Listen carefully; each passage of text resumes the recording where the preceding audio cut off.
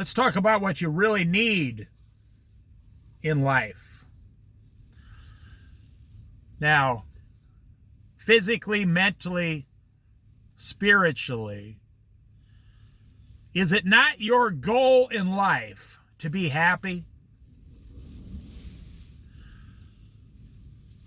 To be happy and healthy, have a great relationship with God, Jesus Christ, the Holy Spirit, have food, clothing, and shelter. And then you would have contentment.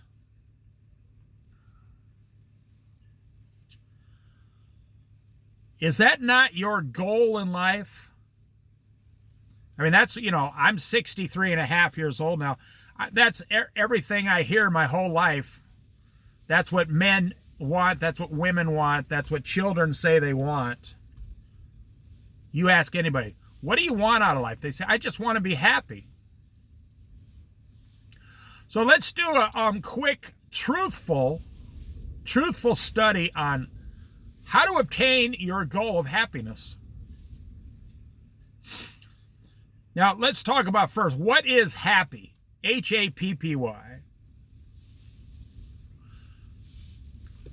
It's actually not happiness, it's joy. But we'll just use the word happiness because that's the one most people understand.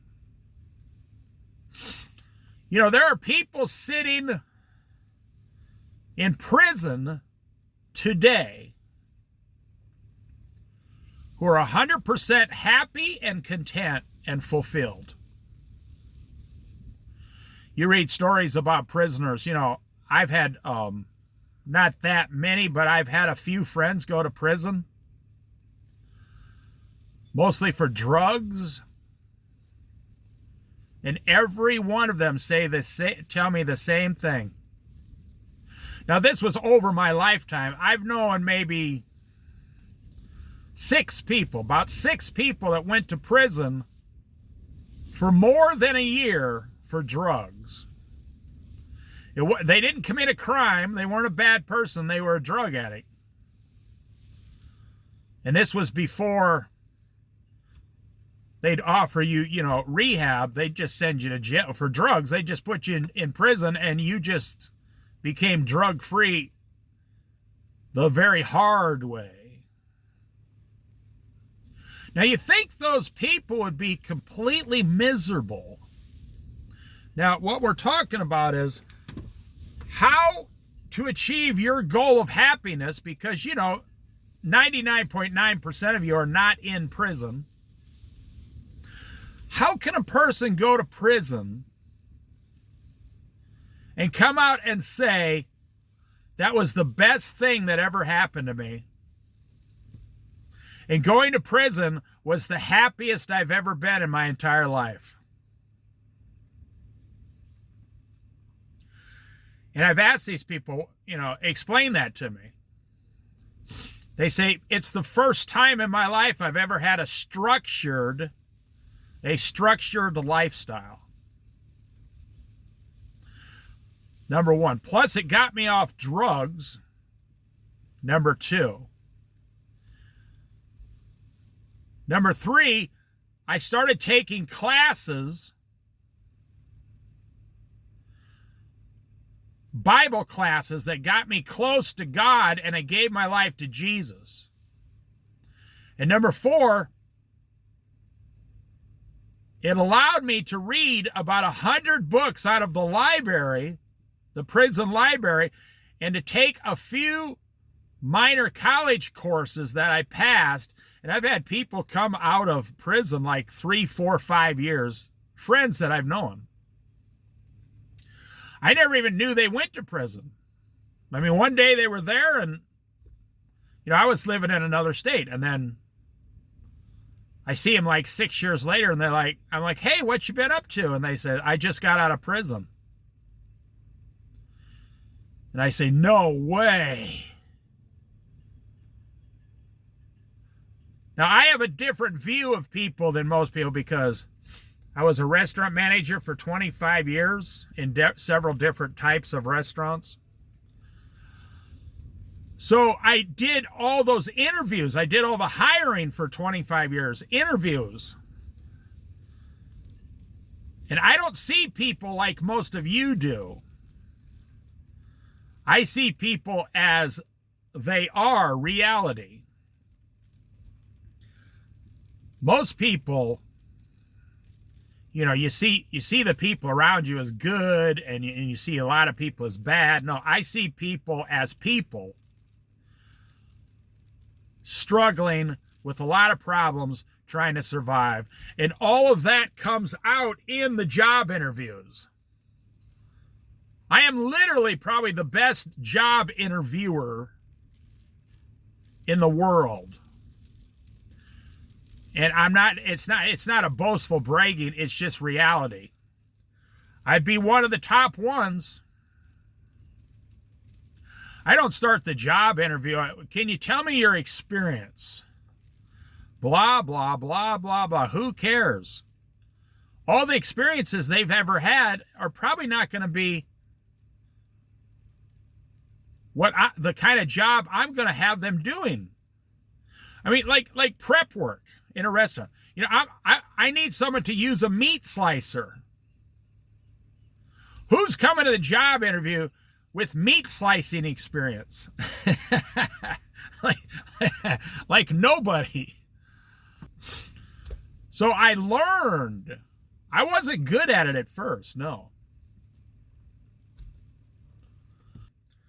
I learned over time. The best people to hire are the ones that want to be there. So I say, so tell me about yourself. And they say, what do you mean? I say, I don't want any personal information. I want to know where you're at. This is how I interview someone. I want to know, where are you at right now in your life that would bring you down here, you know, to make minimum wage?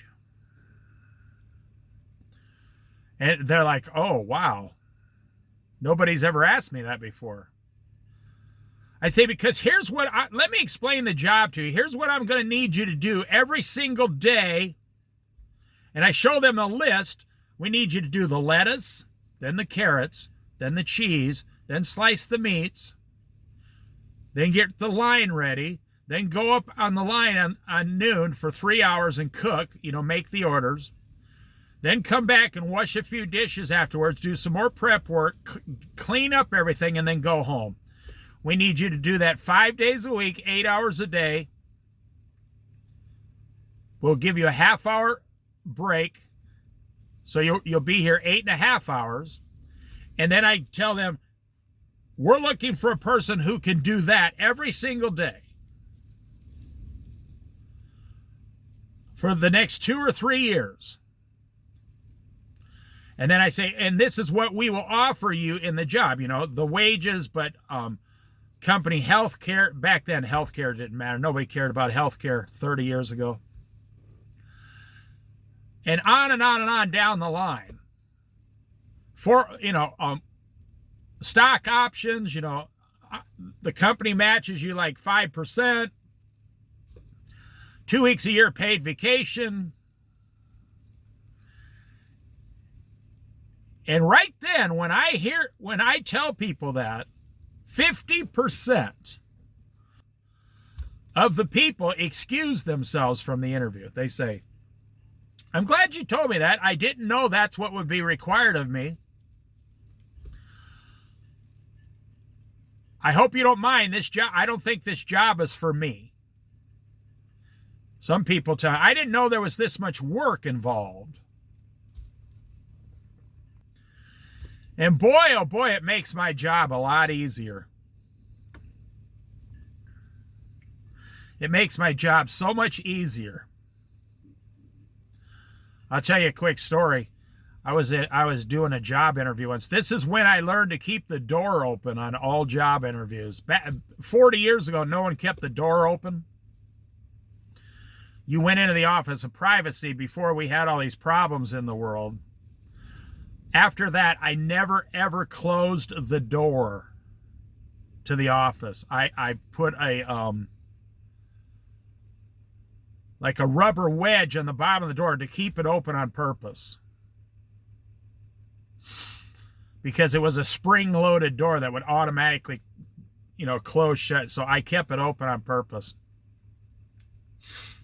Because I had a young girl come in once. Now, I was only like 22 years old. I say young girl, she was like 22 years old. And I think she was on drugs. She was telling me, I really need this job. And I could tell I wasn't going to hire her. There was something going on. And she looked, the door was closed. And this girl, during the interview, proceeded to take off her clothes right in front of me. Now, she started to take off her shirt. I jumped up immediately and ran out of the office. I mean, back then, you didn't get sued or nothing. I just didn't want her husband coming down and beating the crap out of me. And I went over to my prep cook, line cook, prep cook. She was like a 60-year-old lady.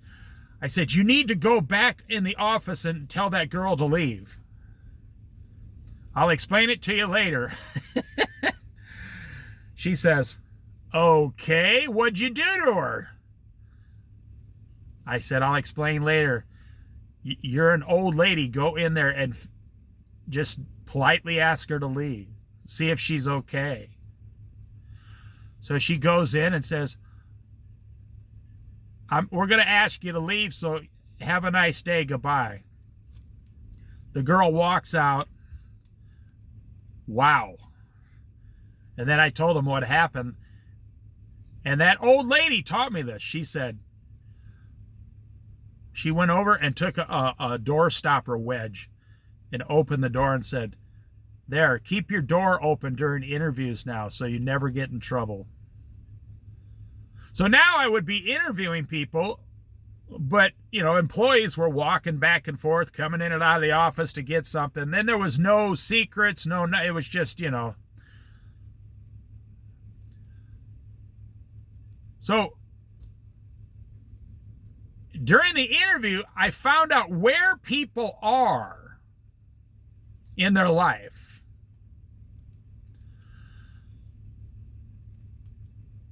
Because you don't want to hire someone who is not in a position to do what you need them to do. Okay, so let's go back to the prison. I've had friends come out of prison. You see, I've had people come in interviews and say, I just got out of prison. And I say, okay, well, I'll tell you, that has no bearing on whether I hire you or not. In fact, you probably are a better person for going to prison. They're like, yes, and they explain it to me. And I say, that might actually make me hire you more because you got some structure in your life. And they're like, wow, you're the first person to tell me that. I hired a guy here within the last 20 years. He came out of prison. He was a gang member from L.A. And he's in the interview. Well, because the girl said, can you come in and interview this guy? We're afraid of him. I said, so I hear you were in a gang. This guy was a tough guy, believe me, tough. He goes, yeah? And I hear you just got out of prison. He goes, yeah? I said, well, I just need you to explain it to me. In general, I don't want to know any details. And he explained it. I said, so what's your situation now? He says, oh, well, he says, I'm married. I have 2 kids. And I need a job. I said, well, okay, that's the part I'm trying to get to. We need someone to work here for the next 2 years. And if you do what is correct, I will guarantee I'll make you the assistant manager. The guy said to me, I said, what is your other work experience? He says, I've never had work experience. He was 25 years old. I said, you've never had a job ever? He goes, not outside of prison. He says, I've been in prison 80% of my life since I was 16 years old. And I found that fascinating. I said, oh, so you grew up, your family's in gangs and all. He goes, yeah, it's generational. I said, oh, okay. I said, the reason I'm in here interviewing you is because the girls here are afraid of you. And they turn red. They're like, Dave, don't tell him that. He goes, that's all right. He says, I come off as rough. I said, we have a truck that comes in. We're going to need you to unload it. We need you. And we're going to show you every single step along the way. I said, I will personally teach you and train you. I just need to know, are you going to show up? That's all we need to know. I said, you're a big, strong guy. You've been lifting weights in prison. You can obviously lift boxes. And working here will be a good workout for you all day. That guy worked there for 2 years and never once had a problem. He did a fantastic job, and then he moved on and went somewhere else. So how do you achieve happiness? How do you achieve what you call success is happiness? Well, you got to go back to what is the Bible? Now, you should use this for 2026 coming up here. You got to go back to the Bible. What does God say? The 5 or 6 things to achieve happiness. God, love your neighbor, your family, teach your family prayer and Bible, your wife and children. Or if you're the wife, teach your children the Bible. Then a job. Find something that your hands enjoy doing. And then number 5 is money. Stay 100% debt-free your whole life. And with money, instead of working on getting more money, work on getting and obtaining more contentment. Which means, now let me talk about contentment. A man who is content lives a way better life than anyone else. You know, that guy I hired came out of prison from LA, came all the way up here. After about 6 months, he says, you know, I mean, we were friends. We joked around. We became close friends, and we were having fun. And sometimes I'd shoot, you know, we had a little toy section at the store. I'd shoot him with a squirt gun. He was an amazingly kind person. He told me when he was 12 years old, his dad and uncles came up to him at 12 years old, handed him a bottle of booze, some cigars, and a loaded handgun, and said, you're a man now. You're in the gang. It's time you start acting like a man. And most all his family is in prison or dead. He was introduced to prison life, to the gang lifestyle at, boom, 12 years old.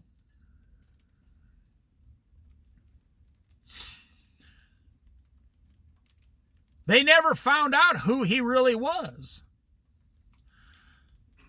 The guy loved working. He loved animals. He loved people. He never knew he loved people until he got out of prison. And he loved building things. He never had a chance to build anything. We took him in the office and taught him how to do bookwork for the first time in his life. Once we found out who he really was, he was this amazing person. And after 6 months, he says, I want to tell you, he says, I thought he was going to start crying, but he said, this is the happiest I've ever been in my 25 years on earth. He said, I never even knew that people were living this happy out here. The guy, when he met me for the first time, he told me after 6 months, he said, I thought you were mentally handicapped. I said, and everybody started laughing. I said, you thought I was mentally handicapped? Why? He goes, I've never seen anybody smile that much except a handicapped person. He said, I've never seen anybody smile like you. And he knew it was for Jesus. We've had that conversation many times. When he was there for 6 months. His first 6 months.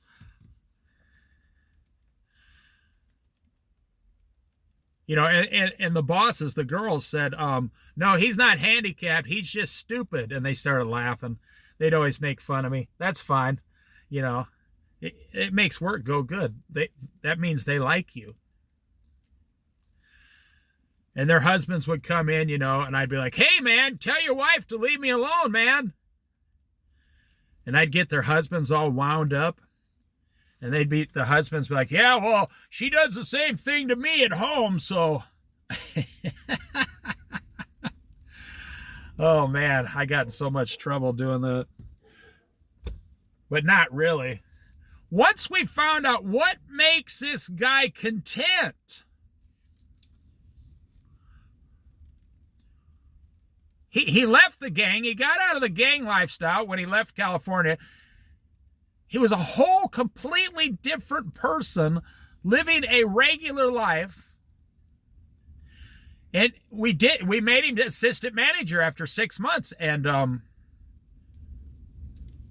well, I just got a hold of the district manager for him and said, I want you to make this guy assistant manager because he's earned it. He deserves it. This is why. And they said, okay, if that's what you want. And boom. I mean, that was the first real thing this guy ever accomplished in his life. Incredible.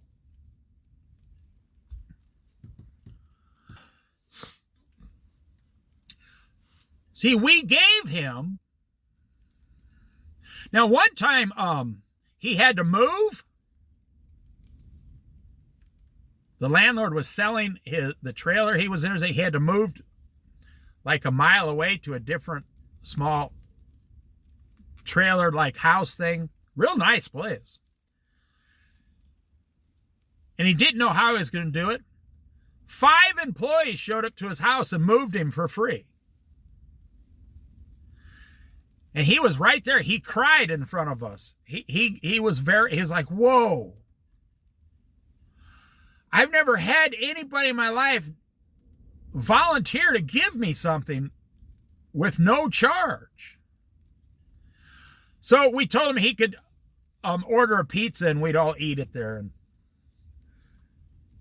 I mean, I'm telling you, this guy, he's like 26 years old then. In 26 years, he's never, ever once experienced happiness or joy.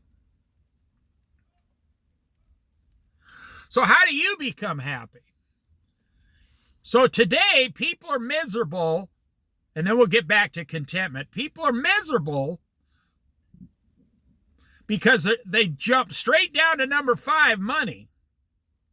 They bypass God, they bypass their neighbor, they bypass their family, they bypass their work life, and they jump straight down to money and expect to achieve all those things, happiness and contentment. You start with God, and He gives you the other 4 things. Family, neighbors, friends, housing, clothing, a job, and then money. You never want to get a lot of money until you know what to do with money. Money has about a 90% chance of making the average person extremely miserable. See, I'm the kind of person, if you gave me $1 million and came back in 20 years and said, how much do you have? I'd say, I have $1.5 million. Now, someone might say, you should have 3 or 4 million by now. I say, no, a lot of those guys lost a lot of their money. I just put it on simple interest, and now here, you gave me $1 million, now you got $1.5 million. That's a good return. Contentment. You cannot have true happiness and true joy, and let me add a word to this, peace, peacefulness. No, I've never seen anyone obtain true happiness, joy, and peacefulness in their soul. Now, most people say it's in my heart. Well, not really. It's in your soul. I've never seen anybody achieve those three things, happiness, joy, and peacefulness, without contentment. It's when people become content, the other three things show up: happiness, joy, and peacefulness.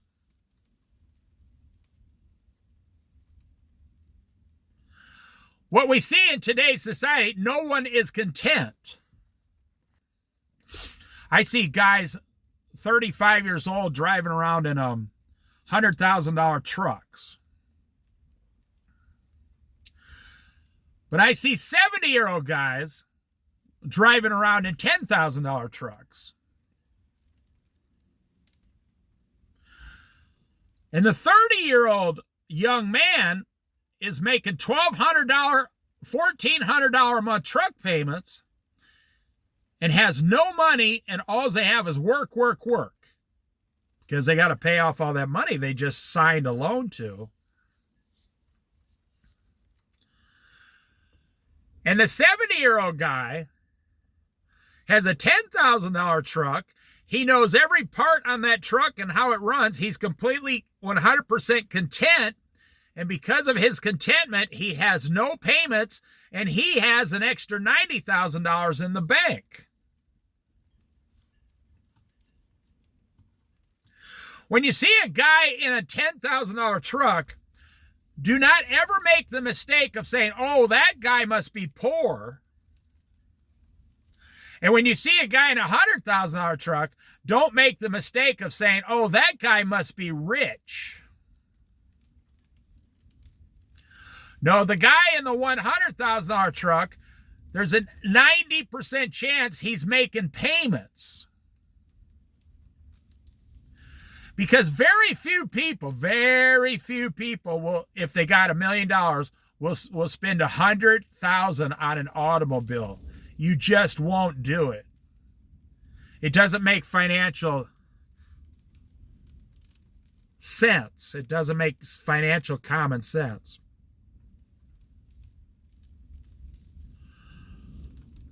And the guy with the $100,000 truck who's trying to get the loan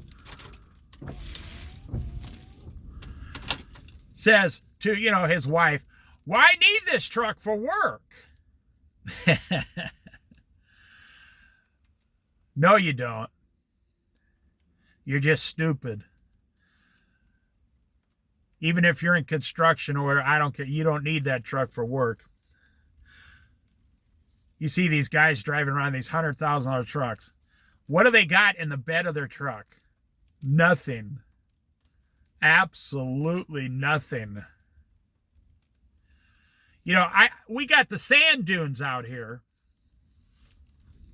You can tell a wise person with the sand dunes. These guys come out here, $100,000 trucks, pulling a $20,000 trailer with $150,000 of ATVs on the back. And then you'll see the guy come out here in his 20-year-old Toyota for $7,000, pulling a $2,000 trailer with 3 ATVs on the back worth about $12,000. And then you drive out to the sand dunes here, you pay the fee, you drive out, you park. Who has the most fun? They both have equally fun. Because when you're on the sand dunes, it really doesn't matter what you're driving or riding or how fast you're going or how slow you're going. You're just having fun. It doesn't matter if you drove there in a $100,000 vehicle or a $6,000 vehicle. It doesn't matter on the sand dunes if you're in one of those $60,000 brand new ATVs that they sell. They look like miniature cars. Or if you're in a $4,500 ATV that's, 10 years old, it runs great. It doesn't matter. Fun is fun. That's what I told this guy once. We're talking about contentment here. Contentment is the key to everything you're looking for. Money is not the key to what you're looking for. I was in Colorado, in Deckers, Colorado. I used to go there 25 times a year fly fishing. Like here, when I drive around, down to Bandon or up to Lincoln City, that's about what it was going to Deckers, Colorado through the Rocky Mountains. You can look it up, Deckers, Colorado. Deckers. Look up a Google Earth map of Deckers, Colorado. You would be amazed. I used to go down there, gold panning, mostly fly fishing, camping. They got roads down there. You get lost, nobody'd even find you for a week. So I'm down there fishing. So this was 30 years ago. So I was about between 33 and 40 years old, but about 30 years ago. So this guy, and so I was 33 years old, 34 years old. And this 45-year-old guy comes up to me. Now I'm in a $400 car. This guy comes up back then like a $45,000 Jeep. You think, well, that's not much. You're not thinking clearly. A $40,000 Jeep today is nothing. A $45,000 Jeep, all decked out with the toys and everything, back 35 years ago, was like a $120,000 Jeep today. Imagine if you had a Jeep that had $125,000 of accessories on it. This thing was fancy. He went down the road and the sun would, like all the chrome, would just light up.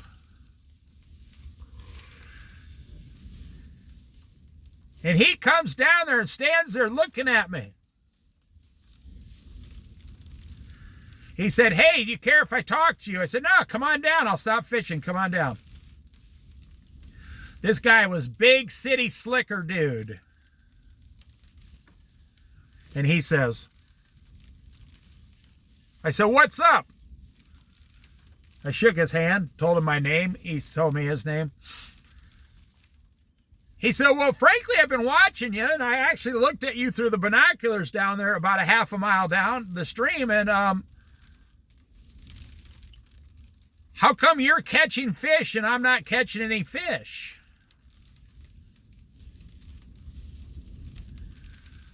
I said, "Well, the answer is contentment." He says, "I know what contentment is, but I have no idea what you're talking about." I said, "Well, I learned contentment a long time ago when I was a little kid." I said, "How much is your fish?" I said, I'm gonna have to ask you some personal questions." I said, "I'm a Christian for Jesus. If you really want to know the answer, I can tell you. Otherwise, if you just want to, chew the fat here, we can just chew the fat." He said, "No, I want to know." I said, "How much your Jeep cost?" He looks up at it. He said, a lot of money. I said, how much do you think my car's worth? And he looks over and starts laughing at it. He goes, well, a few $100. I said, right. Where are we both standing? So we're standing right next to each other. I said, I was watching you down there earlier also. How much does your fly rod cost? This guy said, well, I have a fly rod that was made by, now this is 30 years ago. I have a fly rod that was made by a certain kind of famous fly rod maker, like up in Montana. He says, my fly rod cost me $1,500. I said, how much do you think my fly rod costs? I said, I'll give you a hint. I bought it at Walmart. He looks at me and goes, you got that at Walmart? I said, it was $12 with the reel. Now, this is 30 years ago. $12 with the reel and the line. $12. He goes, man, I'm feeling stupid now. I said, no, I'm not trying to make you feel stupid. I'm got to explain it to you how it works. I said, I notice you're in some waders here. He goes, well, yeah, you got to stand in the middle of the stream, right? I said, you don't see me standing in the middle of the river, do you? He goes, no, that's another thing I was curious about. Well, how come you're not in the stream, but you're catching the fish? I said, you don't have to go in the water to catch fish. And he says, I thought all fly fishermen had to go out and stand in the stream like that. I said, no. I said, that's mostly so they can throw their line back and forth, so it doesn't get tangled in the trees or the bushes. And we talked, I said, he said, what are you using for bait? And he pulled out these flies that cost like $12 each. And I pulled out the Walmart flies that I got like, back then I got 24 of them for $12. Oh my goodness gracious. I said, how much do you make? I said, what do you do for a living? He goes, I'm a lawyer. He said, I make about $80,000 a year.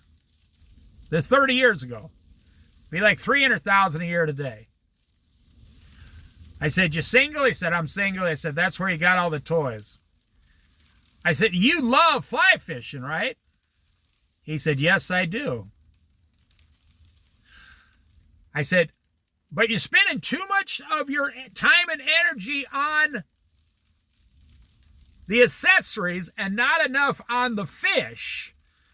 Thinking about the fish and thinking about the river. If you were a fish looking for food, where would you be?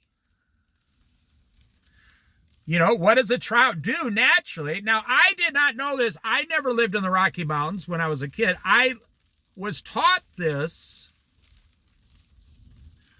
from an old man. I've told the story 2 or 3 times in other videos. An old man that I met in the Rocky Mountains once that lived in a cabin 3 miles down the road with his wife. And he'd stand out there about 45 minutes, catch 3 or 4 trout, put them in a thing, and leave. That was his dinner. And I explained to the young guy here, well, he was older than me, but the lawyer guy, you're trying to catch a prize trout as a trophy. The old man's catching his dinner. And the young guy says, you know, I haven't caught a fish in like 4 weeks. I was going to give up fishing. He said, I was becoming depressed. I said, you're becoming depressed at something you love. That's sad, you know. I said, I'm not telling you to get rid of everything. Next time you come, don't put on the waders. Come out here and read the stream. A fish does not like a trout, the average trout, does not like to hang out in rough waters. I said, you were down there in really rough waters. They like their food to flow towards them gently in kind of a rolling stream. And then they just, move about like in your fish tank and gobble the food. He's like, yeah, that makes sense. And they like to hide in the shadows. So there's got to be a shadow around them, like a rock. They hide near a rock or some gravel on the bottom. They hide near the shadows naturally, so other prey like hawks or eagles or, even like a fox or a bear can't catch them, or a coyote. He's like, yeah, okay. So you got to look for kind of a stream rolling, but gently, and think, where are the fish going to be here? And then you have to come here and just, it doesn't matter if you catch fish or not, you're just going to love getting some fish. You're going to love just fishing is what I meant to say. You're just going to love the experience of being out here fishing. I said it should be your goal one day to go home, work 20 years, save all your money, get a nice country girl. I told him, I said, half a dozen kids, and come out here in an old van and retire with a lot of money in the bank.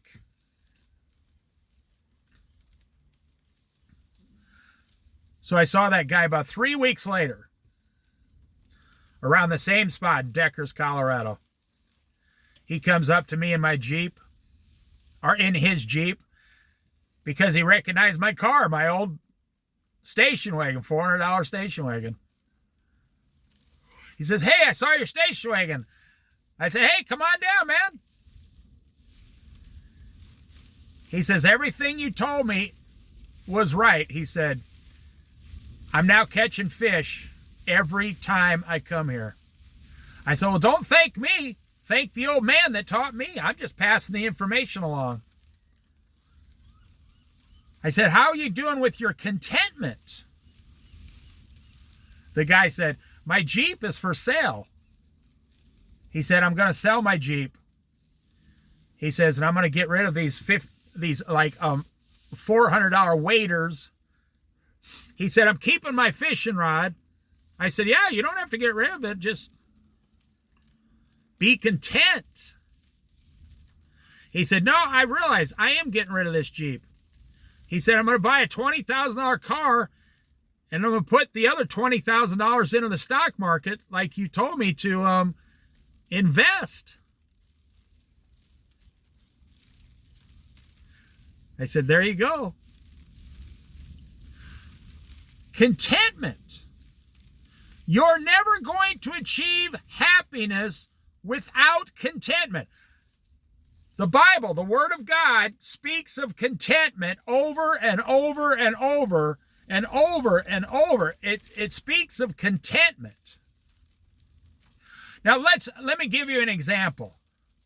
If you're a Christian for Jesus Christ, and one day when you're living in heaven, and I'm living there, and you're living there, and 5 billion people are living there since the creation of the earth 6,000 years ago. So we're all in heaven. You will be 1,000% content all the time, and you'll never have money. How is that possible? You say, well, because we're in heaven. But I'm telling you, you can achieve that on earth. Now, I'm going to blow your mind maybe. You cannot have contentment without thankfulness.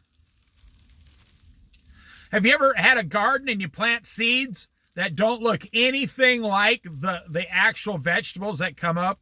Of course, anyone who's been a gardener, that's what thankfulness is.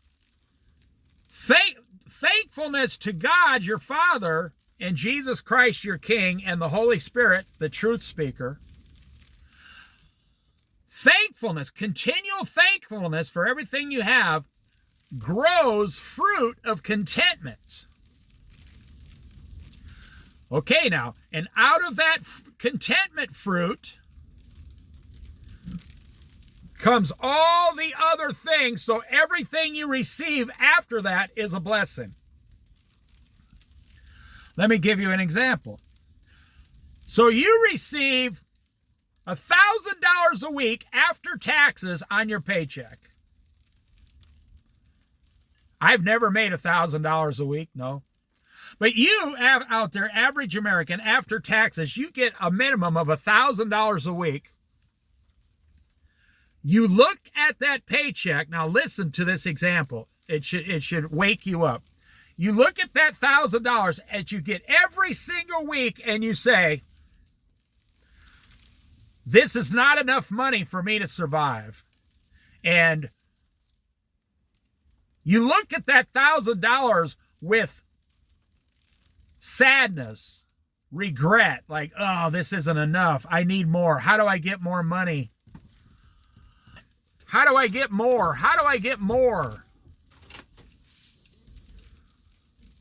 Now, me, if I had $1,000 a week, I'd be jumping up and down, nonstop, 24 hours a day. Because it would be more than enough to live a full and complete happy life and give money away and save money.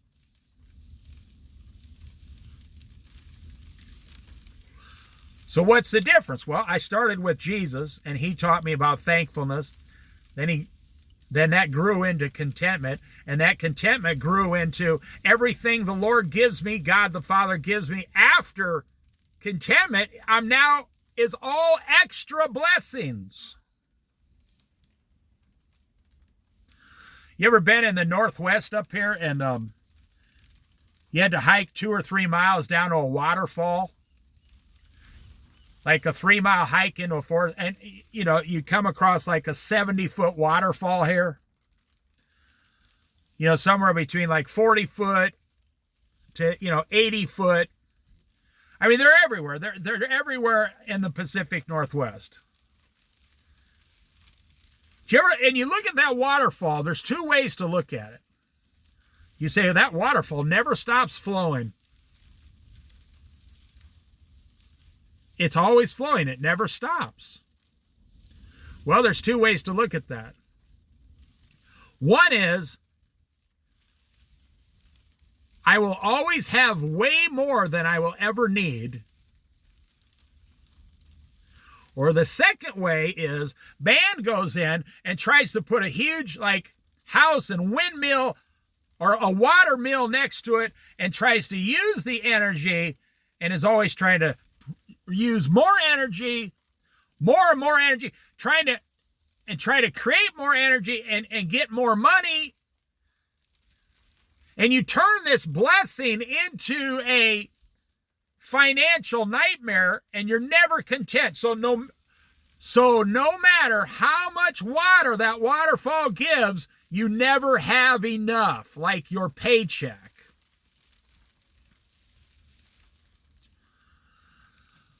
But I feel like I got to take a big, deep breath here. Because this is a long explanation of how to achieve what God is trying to give you. So you go all the way back to God the Father. Love God with all your heart, mind, and soul, and your strength.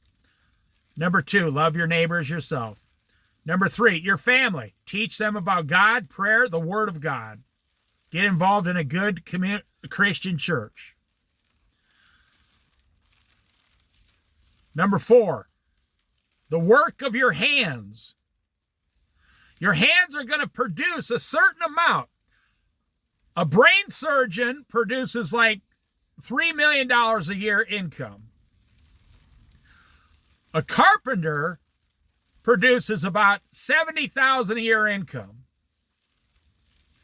The cashier down at the grocery store produces about $40,000 a year income.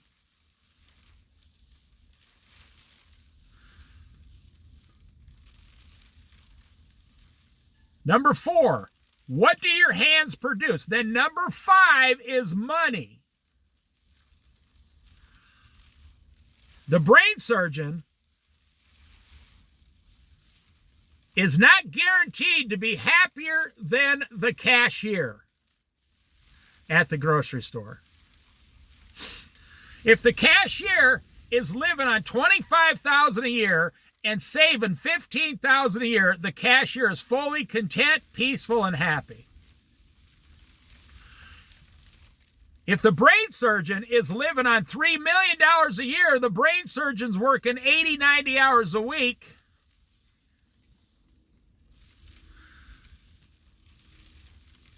Let's go to the middle. I know guys who have owned like 100 different apartment complexes, like 100 individual apartments. They work 90 hours a week, and they've never enjoyed anything that their hands have produced. They got a lot of money, but we've already talked about in this, we've already proven money is not a guarantee of happiness and joy and peacefulness. In fact, the more money you have, the less peaceful you are. The more discontentment you have, because money has a lot of problems attached to it. For those of you who have money, you know that a lot of your family and friends are jealous of you and angry at you for working hard and saving your money, because they might have worked hard, but they did not save their money. So they're jealous that you saved your money and they didn't save their money. And the only way they've convinced themselves that somehow, well, instead of saying that they did the wrong thing, they say you are an arrogant, jerk because you have a lot of money. You think you're way better than all of us.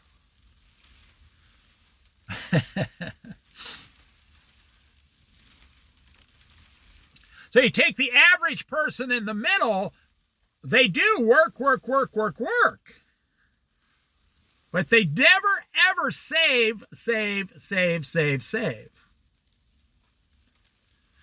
And saving, this was the greatest financial trick that the banks and the government has ever pulled on the American people, is the 401k and the Roth IRA and the stock market and the bonds. The greatest deception in the history of the world. How can we get 5% of everyone's paycheck in America? Oh, I know what we'll do. We'll tell them it's a savings account for them.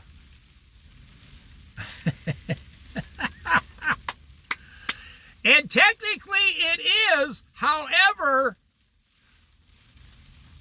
I could get into it, but the corporation said, do you remember when they used to offer free stock options? And then in the 1980s, they took it all away and offered you a Roth IRA and then a 401k after that. So instead of them giving you more money in stock, you now give them 5% of your paycheck, and they match it 2% of that money. They save money, and all that goes into the stock market, and the stock market produces like 12% interest, and they give you 3%, so they're using just like the bank down the street. They're making 10% interest on all the deposits, and right now they're paying you 1% interest in 2025. Off your money. It's your money.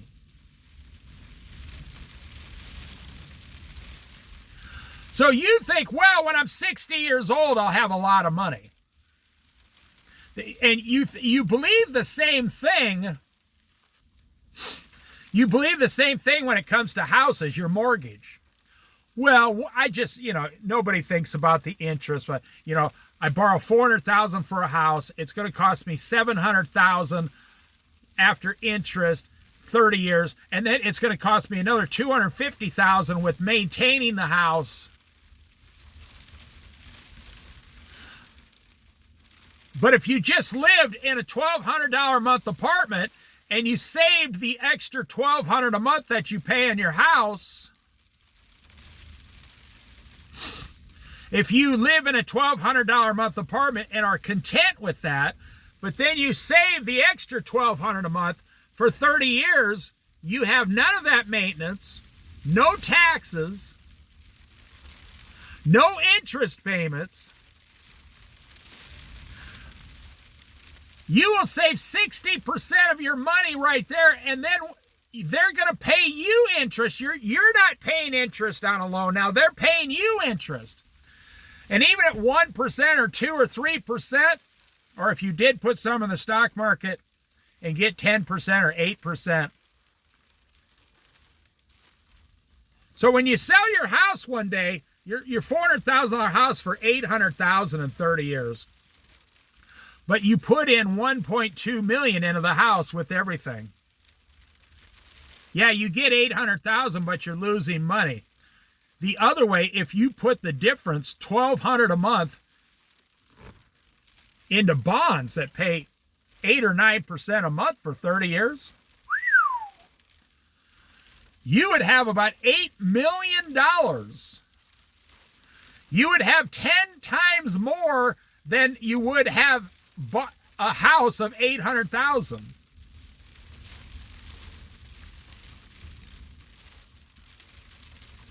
But let's just take me, and I'm going to wrap up this Bible study. Contentment. I'm content in an apartment. I've lived in a 1-bedroom apartment with my wife, my whole life. Well, because I grew up on 10 acres with a 4-bedroom house, 3-car garage, 100 trees, 30 fruit trees, animals, everything. I had it made. And we were surrounded by thousands of acres of farmland back in Iowa. So I lived almost the first 20 years of my life in paradise. And I also knew how much work was involved to maintain that paradise. So when I went into town and got me a little filly, my wife,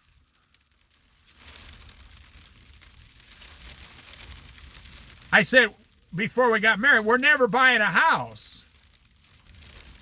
She said, why is that? And I explained it to her. Well, because this is I said, you make up our minds for us. This is how much that work is going to be involved. And she said, well, her parents owned a house. She said, yeah, I know about the work. And what that does, it ties you down. I told her, I want to travel in, the first part of our marriage. And we did. We went to 22 states west of the Great Mississippi River several times each before we were 40 years old. And when I was 40 years old, I moved out here to the Oregon coast. And we did this, and we never owned a truck, a car, or a van that we spent more than $1,000 on. We've never had a house payment. We never had a car payment. Back then, you could just buy an $800 car and drive it for 4 years. The engines were all different, everything. You could buy these 1960s, 70s, and 80s vehicles for $600, $700, $800 all day long. And they would run forever. They all had carburetors.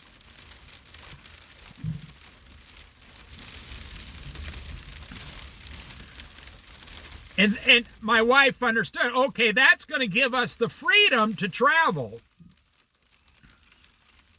And we did. That's how I can tell you all these stories, and that's how I got to all those places.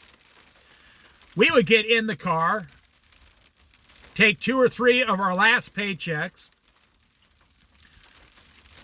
give everything away, because you can just buy it at the next place, and we would go to the next place God told us to go to.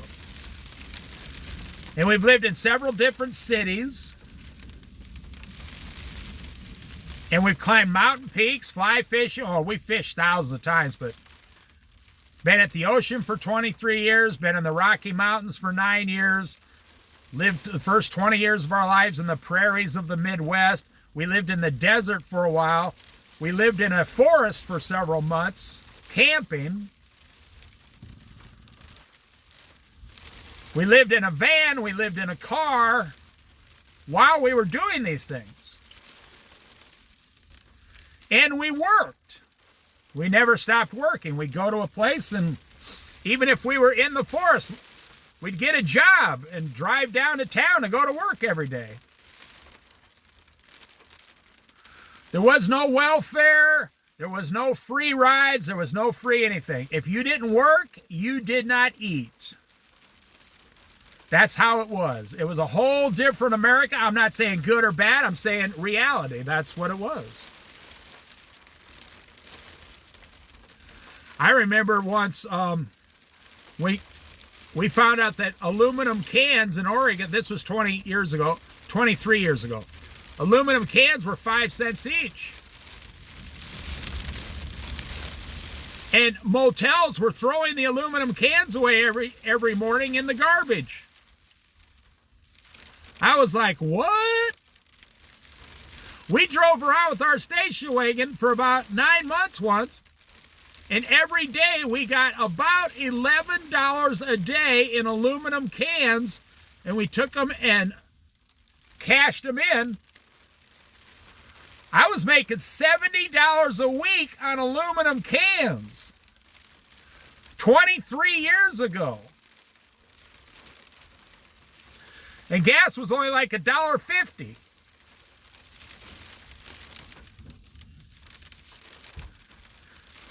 Because we just found out they were throwing them in the garbage.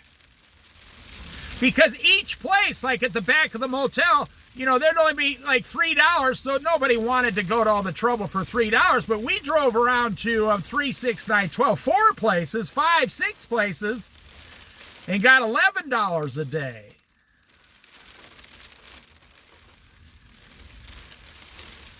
Yeah, because it was free money. I remember when we left Iowa, my rent was $145 a month. When we left Colorado 9 years later, our rent was $400 a month. When we moved to the Oregon coast 23 and a half years ago, our rent was $335 a month. It went down $65 a month.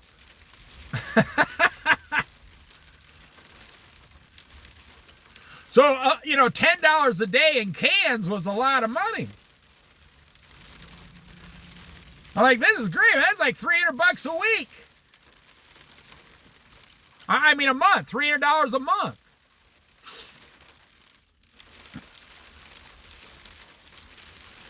Now, you see homeless people,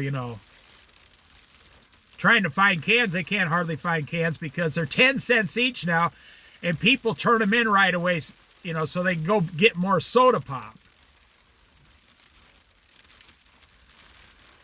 So I've been trained. I've been content.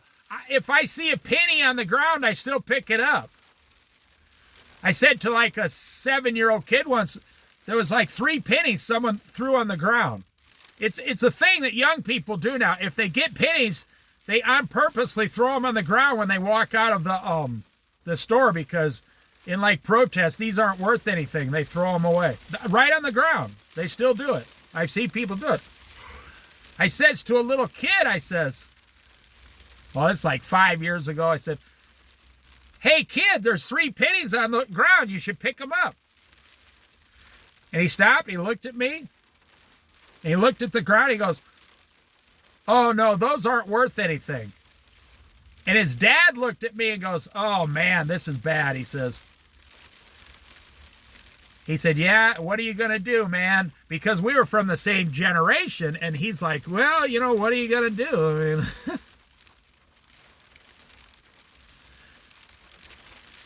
and I told the kid, I actually picked him up and handed them to him. And I said, don't you have a coin jar at home? He goes, no, coins aren't worth anything. I said, pennies turn into nickels, nickels become dimes, dimes become quarters, and quarters become dollars. And the little kid thought, he goes, wow, yeah.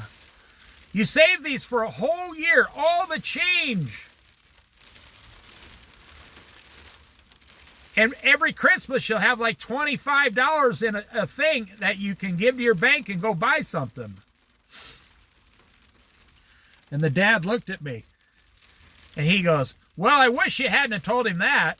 Because now he says he's going to want my change every night. And he started laughing. He goes, I think you just taught my kid how to get more money out of me. Well, let me wrap this up.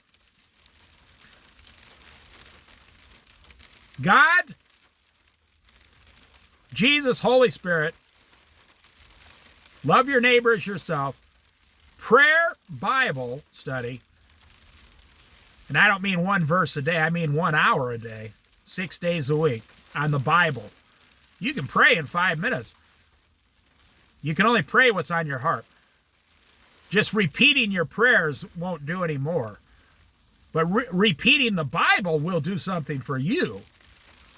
See, prayer is between you and God, but the Bible study is really something God is giving you to learn. Because God is the master, you are the student. So God is giving you, the student, the Word of God to improve your life on this earth. So, God, love God with all your heart, mind, and soul, number one. Number two, love your neighbor as yourself. Number three, your family. Teach your family how to pray the Word of God, pray together, become a Christian family. Turn off your TV and throw it in the garbage. Or sell it, or give it away to the Goodwill, or the Salvation Army. Let them sell it and get money out of it.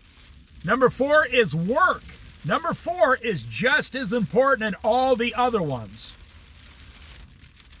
It doesn't matter what you do. It matters how you handle the money you bring home. And then number five is money. I mean, go back to number four. You don't want a job you hate, obviously. But you might have to take a job like pushing carts at a grocery store at 60 years old. You don't have to hate it, just be content with it. I told my boss a joke once. Well, it wasn't my boss, the district manager came in a long time ago. I said, hey, man, come over here. This guy was making like $900 a week 25 years ago as a district manager. I said, come over here, man. I got to tell you something. I don't want anybody else to hear it. You know, he comes over, he goes, what is it, man? He's smiling. He knew it. I said, you will not believe this. Do you know every week here, they give me $187.23. I went, woo, yeah, I'm going to be rich. He said, you know, man, you're a dumbass. He was about 10 years younger than me. I said, you're just jealous. Because you get like $1,000 a week and you're unhappy. He said, I'm unhappy because I have to talk to you when I come out here. He said, I do admit, though, you're very entertaining.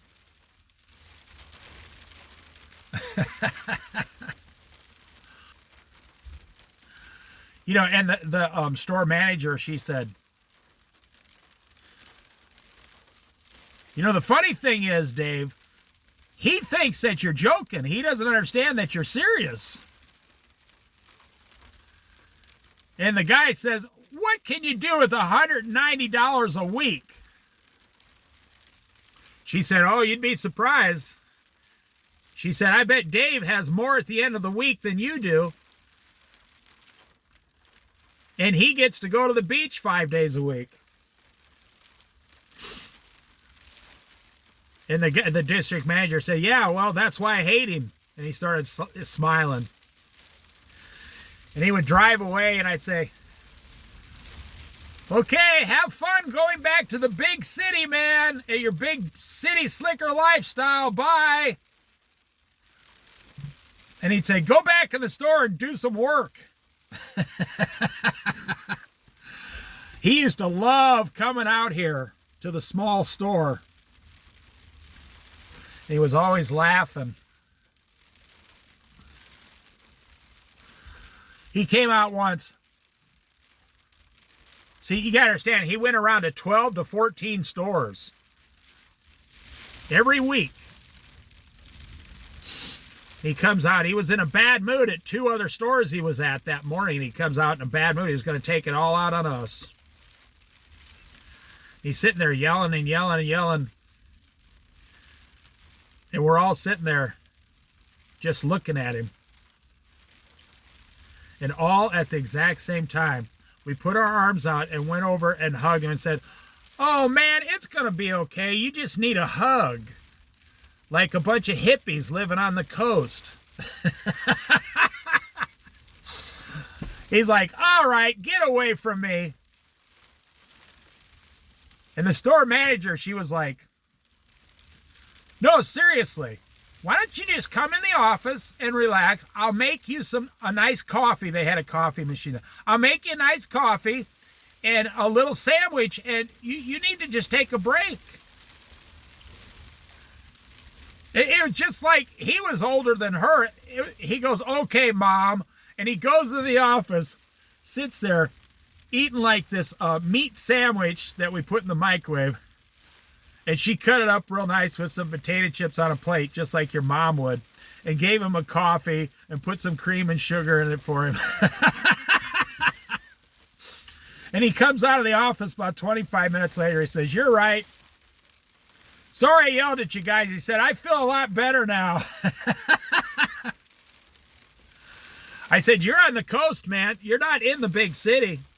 There's no stress involved out. You're on the coast. You just relax, man. I said, you know what we should do? Close the store and all go to the beach and test out some of these beach products down at the beach. Or he would tell the store managers, okay, this is what I want done this week. And they'd say, all right, we'll tell Dave. It's a true story. I'm not making this up. And he would say, Dave is not the manager. You are. And they'd say, yeah, but he has, 25 years experience as a manager, and he knows more than us. So we run the store like he tells us because it goes better. And whenever he would come up to me, I'd say, well, we're the #1 store, right?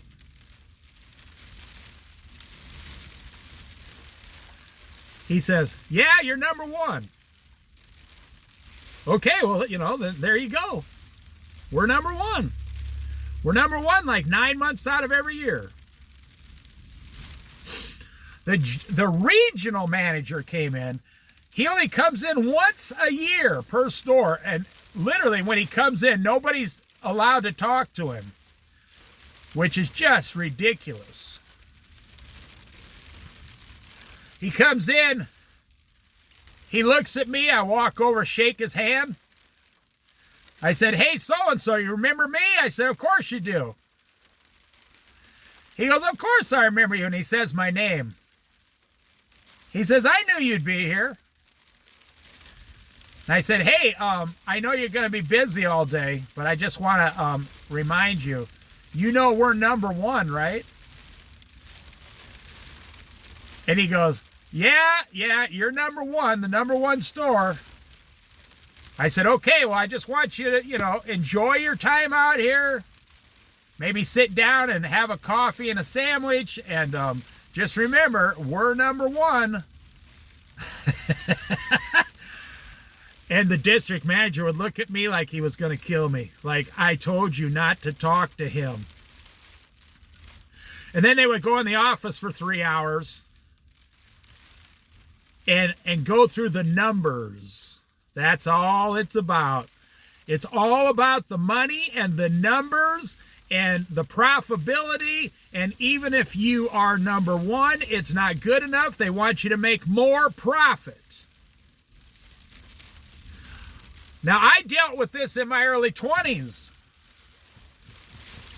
When I would be the number one restaurant and they would be screaming and yelling that I need to do better. And I says, but I'm the number one. I mean, not me, but me and all the employees, we're the number one restaurant as a team. Now, that wasn't in sales, that's in profitability. What's the profit margin? And that's the way it is. Everybody from district manager up, the vice presidents, the presidents, and then the owner of the company, it's all about when they go through the stores, like say they got 3,000 stores nationwide, they don't get into the individual problems. They only run the numbers. What did this store do last year number-wise? Mathematical profits. Oh, okay, this store, it's a small store, but it's in the top 3 profit percentages every year. We're going to keep that store, even though it's a small store. This store over here in California does 4 times more in sales than any other store, and they're taking a loss. We might have to, we'll send a team of people down there, try to turn it around and fire a lot of managers, and if it can't be done in a couple of years, then we're going to close that store. Even though they make, $4 million a year, it cost us $4.5 million a year to keep the store open. So we're losing money on the bigger store because the management team is not watching the numbers. Or actually, there's probably some managers and employees taking stuff out the back door and stealing from the place.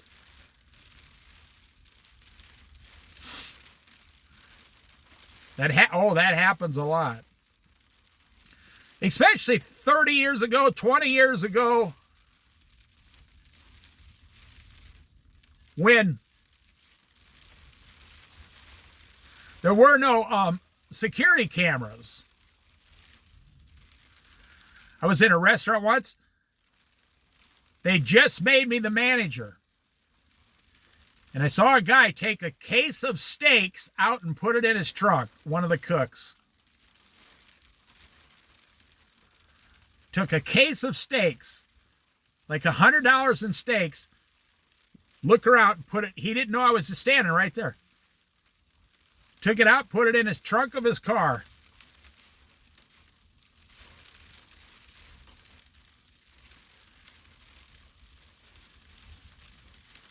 He comes walking in the back door. I said, hey, man, how's it going? He goes, good. Oh, yeah, you're the new manager. Thinking he got away with the whole thing. I said, I'm going to let you keep those steaks in your car, but you can clock out and go home now and don't come back. He goes, oh, man, come on. I made a mistake. No pun intended, a mistake. I said, if you're stupid, I can handle it. But you're not stupid. You're very smart, and you're a thief. So if I'm not here, you won't stop stealing. Nobody stops. Once you start stealing, you won't stop stealing. So, and he lost which was great money at the time, like a $13 an hour job. And then I just called someone and said, come on in. You're the new daytime cook. You wanted days instead of nights? They said, yeah. I said, well, job's yours. You got to be here in an hour. He was replaced just like that. He was stealing $100 boxes of steaks. And the owner comes in and said, what in the blah, blah? That guy's worked here for 10 years. And I told him, And the owner said, that guy was taking $100 boxes of steaks out the back door? He couldn't believe it right in front of his eyes. He said, okay, you did the right thing. You know, why did that guy steal? Lack of contentment. Now, you can come up with other reasons why people steal, but it really comes down to lack of contentment. Jesus said to the soldiers, the Roman soldiers, they came to Jesus. They were watching these miracles, and they came to Jesus and said, they're looking at the guy they saw do the miracles in front of their face. They said, Lord, what must we do to be saved? Jesus said, be content with your wages and stop stealing. No, he said, stop taking bribes, which is stealing. Don't you think that's very funny? Why didn't Jesus give them some big biblical verse and all that? Because when the people that came to Jesus already were believers. In other words, they saw what they saw and they believed he was the Son of God, and he knew that he can read your heart. He can read your thoughts. The disciples said, we can see now, we understand now, we can see now, we don't even need to speak. You read our thoughts, our very thoughts before we say them. I bet Jesus was smiling there. So when the soldiers came and said, what must we do to be saved? They were really saying, we're already believed everything we just saw. What should we do to receive salvation? They didn't understand. They already received salvation by believing. So then he gave them some physical things they could do to glorify God. Be content with your wages. And number 2, stop taking bribes. That's why people steal. No contentment. Why are people envious of their neighbor? Why do people want their neighbor's wife? Why do people covet thy neighbor's goods? Because you're not content. You have a wife at home. You're not content with your wife at home. You want your neighbor's wife too. Why did King David commit adultery? Because he wasn't content with what he already had. Now, you can get into the psychological, psychobabble, meaning or explanation. But when King David spoke to God, God said to him, did I not already give you 2 or 3 wives, whatever he had at that time? Did I not already give you a wife? And God said, and if you asked me, would I not have given you another wife? But this thing you've done, this great sin, you went and took another man's wife, and then you had the man killed on the front battle, and the wife's pregnant. Now you have to marry her, and as a punishment, God took that child, and it died and I believe he took it to heaven. He would not let King David have that child. King David was not content with what he had. He was the king of basically all the world. Israel back then, 2,500 years ago, or however long it was. Well, no, it was more like 3,500 years. Whatever it was, I think it was Jesus plus 1,400 years. Wasn't that what it was? So it'd be like 3,500 years. He had his wives in there sleeping. He was king. He had some children. He had all this money, all these armies. He was very strong. He had anything he wanted, any kind of food he wanted, any kind of clothing. He had gold, jewelry, crowns, and he also had a great relationship with God. But he was looking over his kingdom outside of, some window somewhere, and he saw the woman down there taking a, washing off, like we call a shower today. And she was naked, and he had a choice. He could have turned away, and he could have sent someone down there to say, tell that woman that the king can see her. He didn't even have to say that. Tell that woman she can be seen through her window. Put a covering over the window.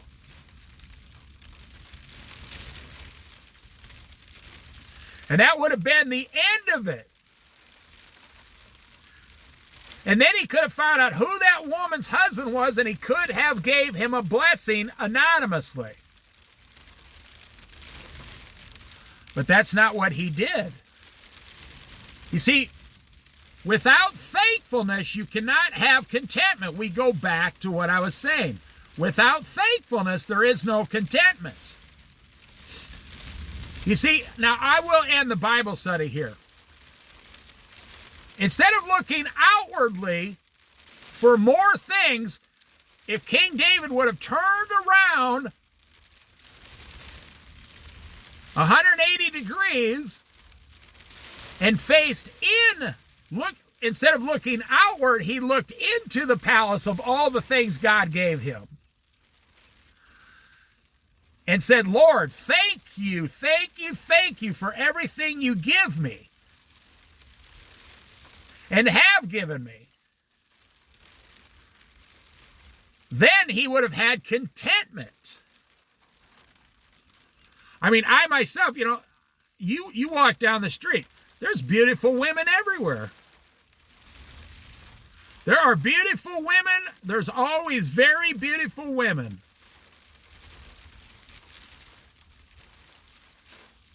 Younger women, older women, very beautiful. So as a man, how do you handle that as a Christian man? You be thankful for what God has given you, and that gives you contentment. And when you see some woman walking down the street, you no longer look at her that way.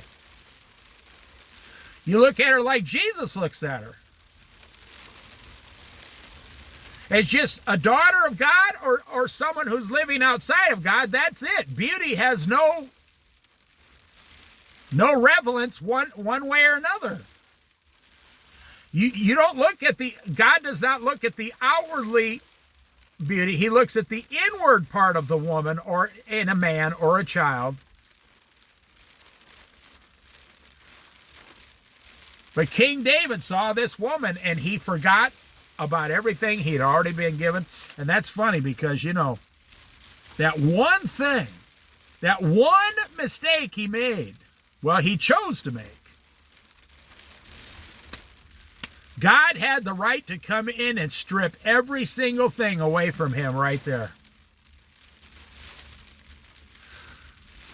But because God loved him, but God's love for the Israelite people, he said, no, we'll just, instead of tearing David down further, King David, we will restore him. We'll give him a chance to be restored to even better than he was before. And King David never made that mistake again because of the pain and misery he had to go through.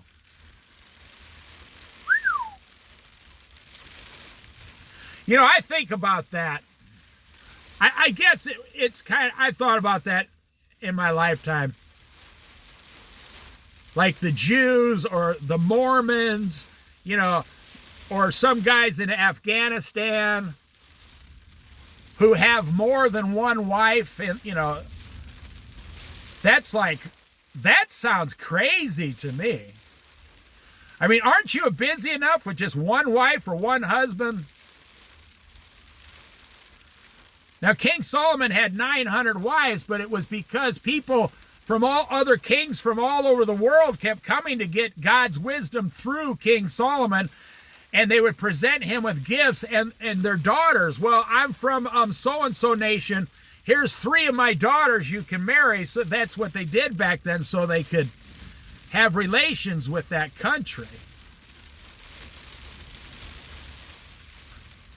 And you would kind of get a bound agreement through marriage. That's not done today, no. But that's how he accumulated 900 wives. That sounds horrible.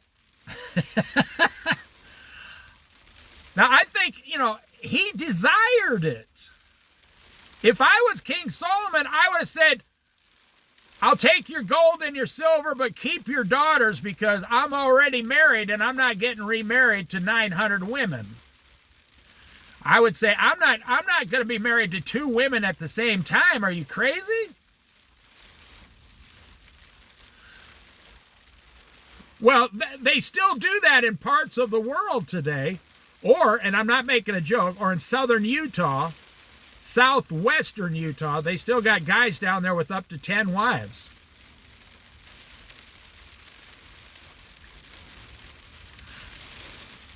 When the Jews would go out to war and bring home some of the spoils, even though they weren't supposed to, sometimes they'd bring home a new wife from a foreign country.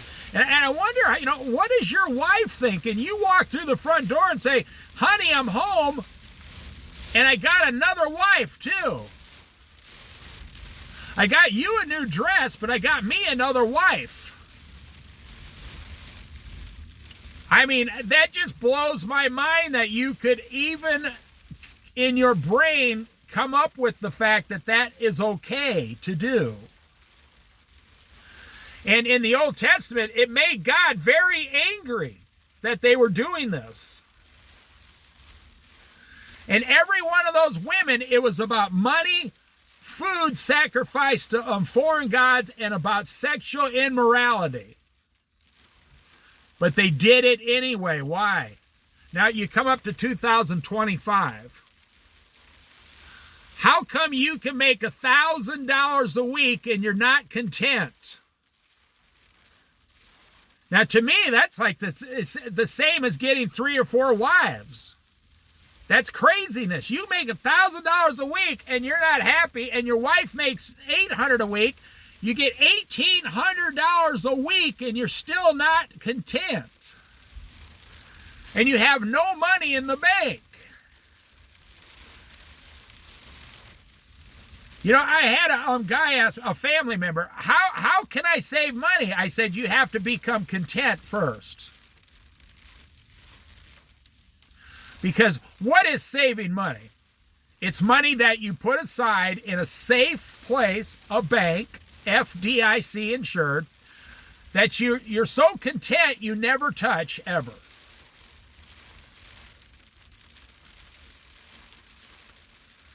It's not about saving. It's about saying, okay, down at the bank, I got $10,000 in my bank, and here's the key.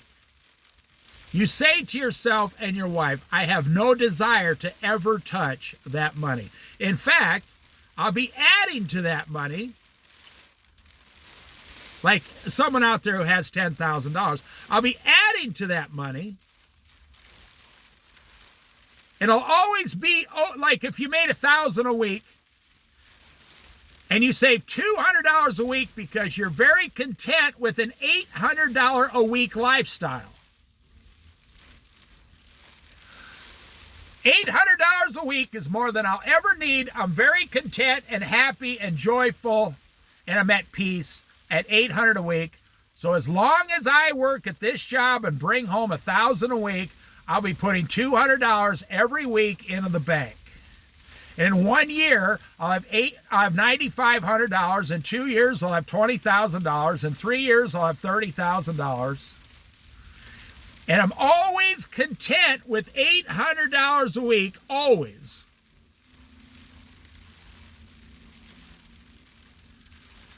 And people say, well, how do you live on $800 a week? You have to be content.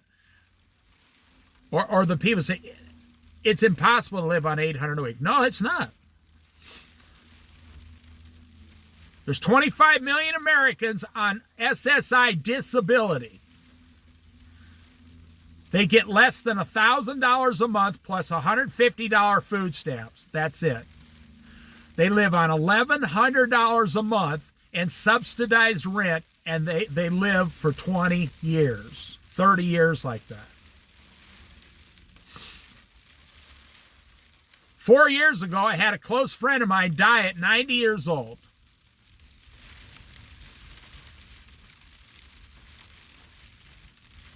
He lived on $800 a month and refused to take food stamps.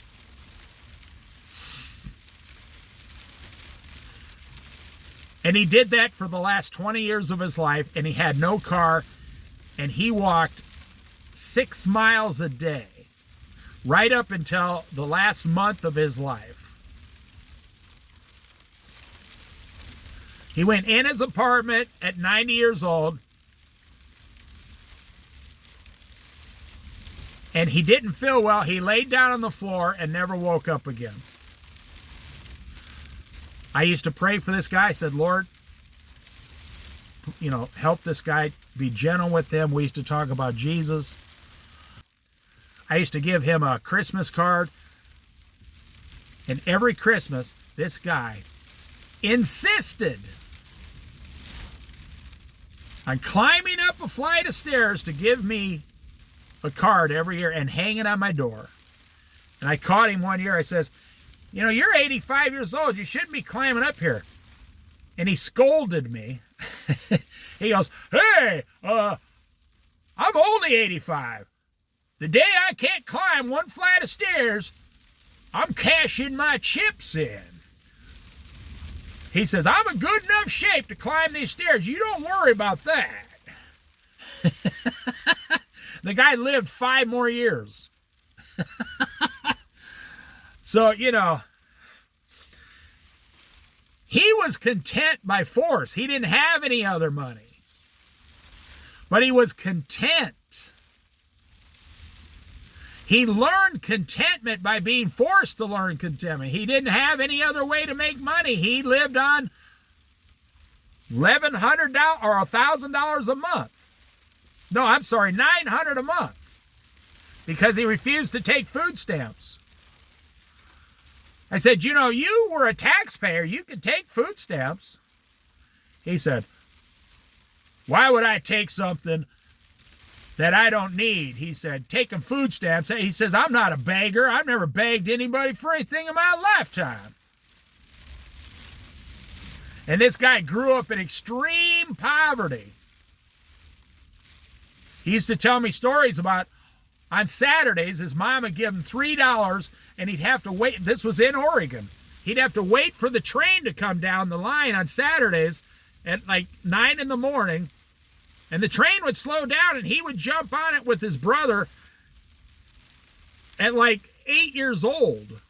With the $3, go down into the town, the general store in some town down the road. And he would,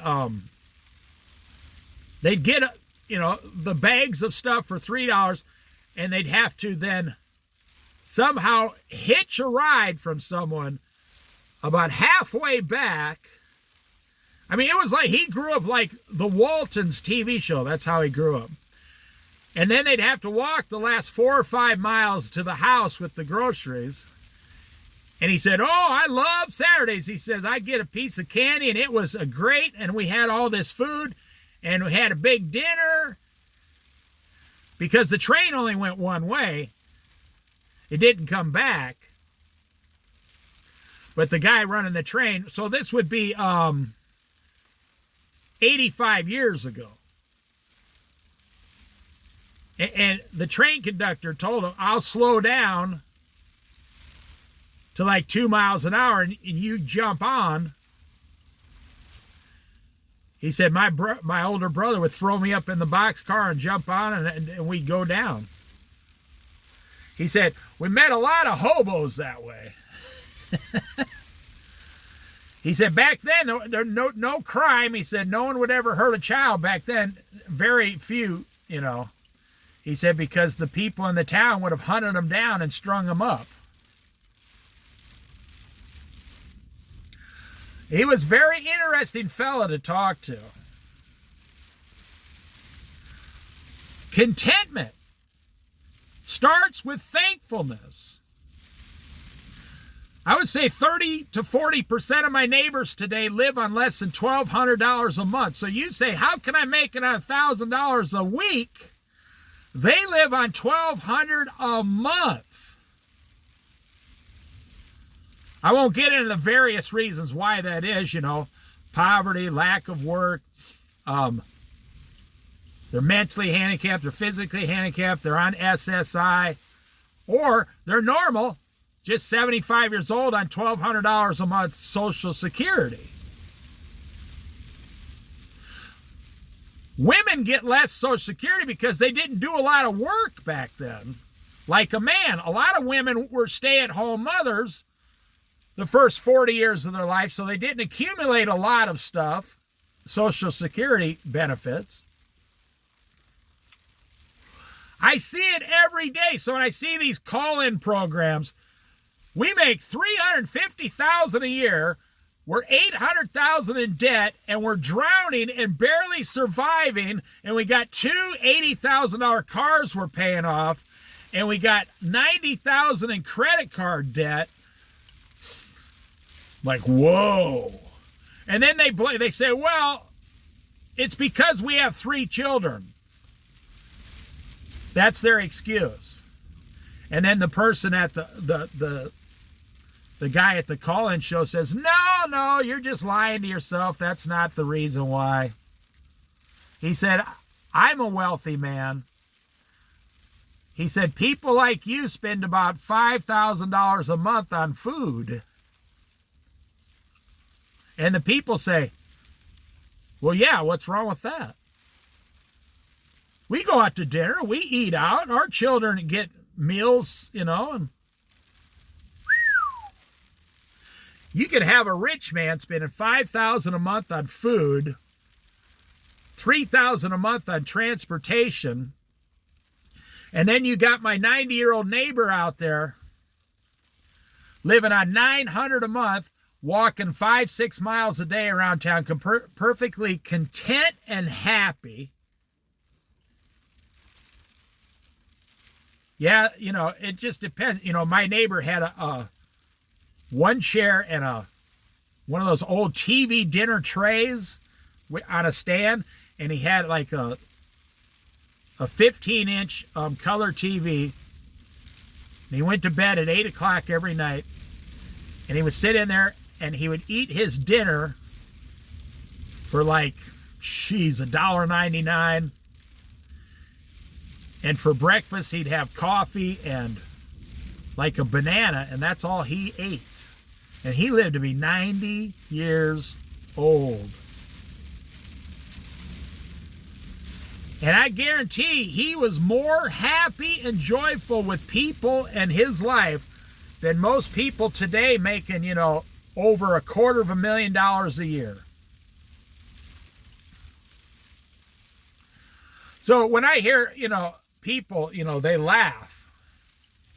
Well, people who know me, they never ask me, how am I making it on so little?